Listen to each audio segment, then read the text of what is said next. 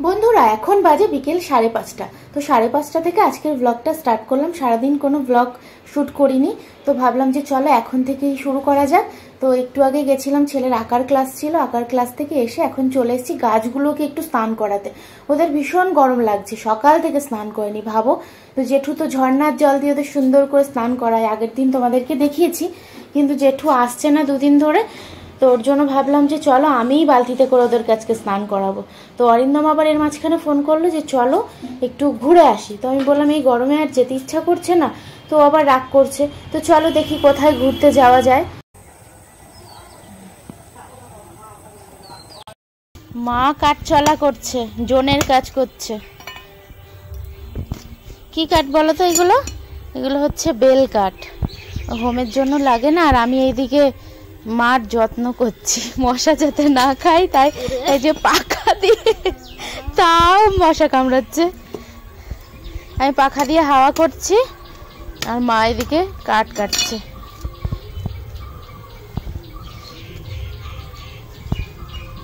নারায়ণ জেঠুকে বললেই কেটে দিত, নারায়ণ জেঠুই তো করে এইগুলো। যে এইবার রাঙামাসি দেখবে এইটা, বলবে ওরে বোন রে তুই কি করছিস রে, তুই কাঠ চলা করতেছিস, এরকম বলবে না? আমিও মাসির আর মার মতো ভাষা বলতে পারি।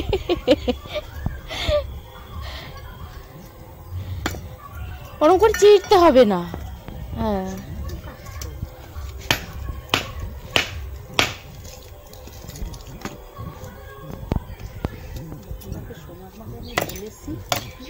মা হাতে লাগবে কিন্তু ওইভাবে চিড়লে, মাঝখান দিয়ে তুমি ফালি করে দাও তাহলেই হবে, চেরা লাগবে না, মাঝখান দিয়ে ফালি করে দিলেই হয়ে যায়।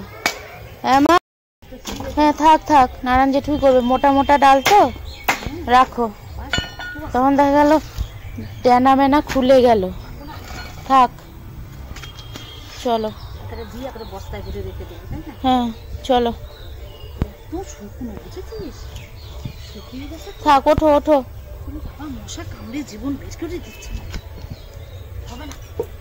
থাক, কালকে নারায়ণ জেঠু কেটে গুছিয়ে রেখে যাবে। মাকে আর আমার ছেলেকে এত যে মশা কামড়ায় কি বলবো, তাই এখন এই যে পাখা দিয়ে ঘষর ঘষর করছি।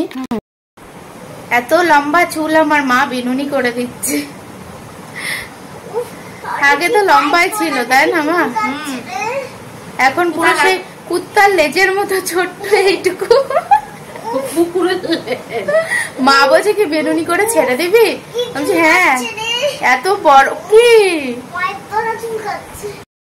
বাবা, বায়না করলে হবে না কিন্তু, ঠিক আছে? হ্যাঁ কালকে কিন্তু মেলায় গিয়ে অনেক কিছু কিনে দিয়েছি, আজকে কিন্তু ওখানে মেলা না, আজকে শুধু চড়ক ঘোরানো দেখতে যাব, ঠিক আছে? চলো বেরোই। মেলায় যাচ্ছি, এখনো ফোন।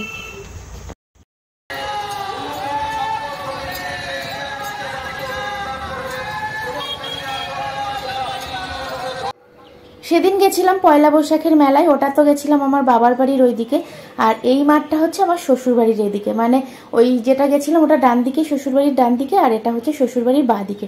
তো দেখতে পাচ্ছ কত ভিড়, এখানে যদি আমি হারিয়ে যাই আমাকে আর খুঁজে পাওয়া যাবে না, মানে এত অসম্ভব ভিড়। তো অরিন্দম আগে থেকেই বলে রেখেছিল যে আজকে আসবে, কিন্তু আমি বলেছিলাম যে যাব না, কারণ এই যে বড়শি ফোটাই না, আমার ভীষণ কষ্ট হয়, ভীষণ মানে ভয় লাগে না, ভীষণ কষ্ট হয় যে ওদের কত কষ্ট হচ্ছে। ভগবান কি বলেছে যে এত কষ্ট সহ্য করতে? কি জানি বাবা, কি নিয়ম জানি না, এটা আদেও নিয়মে আছে নাকি সবাই শখে করে, বুঝি না কিছুই। তো এই যে এখন দেখো এখানে সবাইকে বড়শি ফোটাচ্ছে, হয়ে গেছে 2 রাউন্ড ঘোরানো, মানে আমরা আসতে একটু লেট করে ফেলেছি। এখন এই যে দেখো সবাইকে বড়শি ফোটাচ্ছে পিঠের মধ্যে, তারপর এখানে ঝুলিয়ে নিয়ে ঘোরাবে, কি অসম্ভব লাগবে বাবা।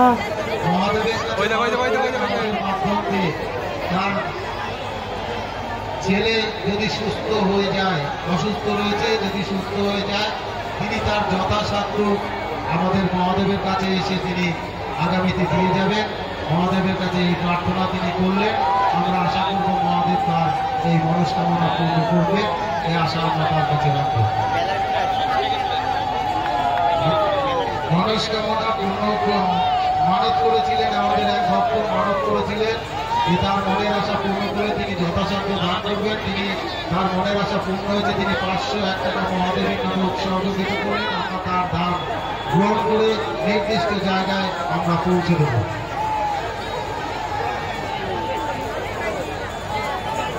সমস্ত মা বোনেদের কাছে বলবো, এটাই আজ আমাদের শেষ রাউন্ড। আপনারা একটু উলুধ্বনি, শঙ্খধ্বনি, উলুধ্বনি দেবেন। এই উলুধ্বনির মধ্য থেকেই সনাতন ধর্মের জাগ্রত, এই উলুধ্বনি থেকেই সনাতন ধর্মের ঐতিহ্যকে রক্ষা করে চলেছে যুগ যুগ ধরে।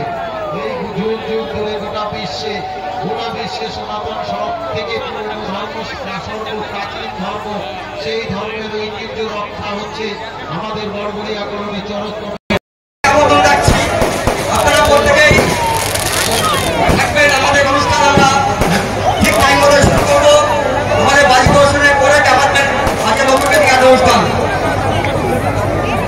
তার মনের ইচ্ছা মতো তিনি মহাদেবের কাছে দান করবেন। আমরা মহাদেবের কাছে প্রার্থনা করবো তার মনের আশা যেন পূর্ণ হয়।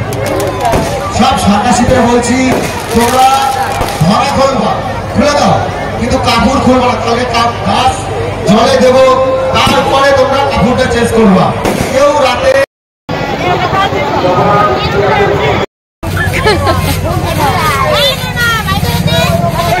যাও যাও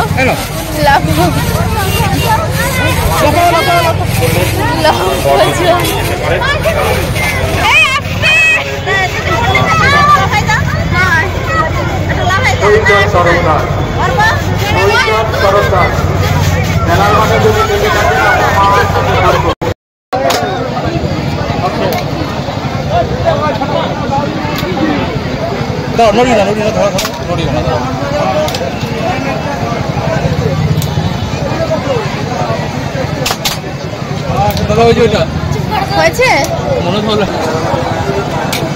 আমি একটা বাড়ি তো একটা বেরো। হ্যাঁ আমি একটা বেরিয়ে যাবো মাঠ।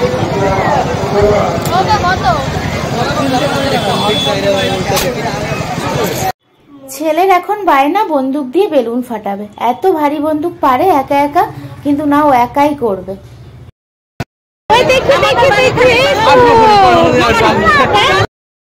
এখন ছেলে আর ছেলের বাবা মিলে লস্যি খাবে, কারণ যা গরম পড়েছে কিচ্ছু খাওয়ার মতো না।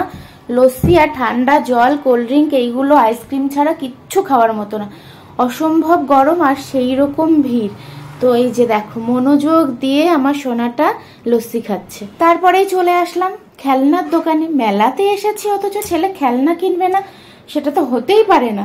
আমি বারবার করে বলে এনেছি, বাবান কালকে কিন্তু নিয়ে গেছি খেলনা, আজকে কিন্তু আর খেলনা হবে না।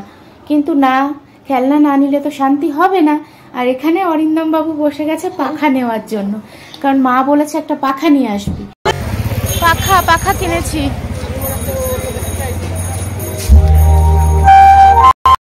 দেখো এসে সাজানো হয়ে গেছে অ্যানিমেলস। এই যে 120 টাকার, কোনো মানে আছে এই কটা না? তবু এগুলো ভালো মা, জানো এগুলো রবারের তো, এগুলো ভালো।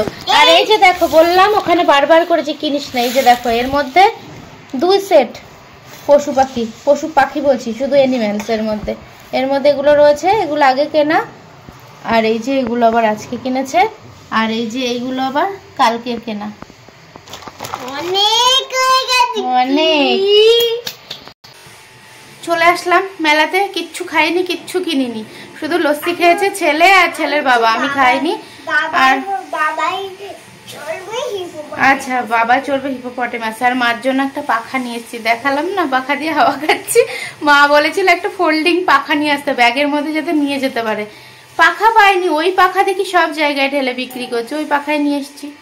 আমার কাছে এত আবদার করে চেয়েছে একটা পাখা আনবি, ওইটা নিতে মন খারাপ হয়ে যায়। দেখো মন খারাপ, কথা বলছে না। আমার মনের মতো না হলে আমার মনটা খারাপ হয়ে যায়। তা কোথায় পাবো মনের মতো? ওইটাই পেয়েছি, তোমারটা তো তোমার কথা তো রেখেছি। পাখা এনেছি। অর্ডার দিতে পারতে। হ্যাঁ ওইটাই ভালো ছিল, এবারে অর্ডার দিয়ে আসতাম, পরের বারে নিতাম, ওইটাই ভালো হতো। অরিন্দম এখন ঢুকেছে বাথরুমে, স্নান করছে। আমি ফ্রেশ হবো বলতে লিপস্টিকটা তুলবো, হাত পাটা ধোবো, দিয়ে ছেলেকে খাওয়াতে বসবো। ওইদিকে মোটর চালিয়েছে, মোটরের জল নেই বোধহয়। তো চলো আজকের মতো ভিডিওটা এখানে এন্ড করে দিচ্ছি। সবাই ভালো থেকো, সুস্থ থেকো। দেখা হচ্ছে আগামীকাল একটা নতুন ব্লগের সঙ্গে। তো এখন যাওয়ার কথা ছিল না, হঠাৎ করে অরিন্দম ফোন করলো, তাই আবার গেলাম। তো চলো টাটা। এই যে অ্যানিমেলসের সেই ঠোঙাটা ফেলে দিই।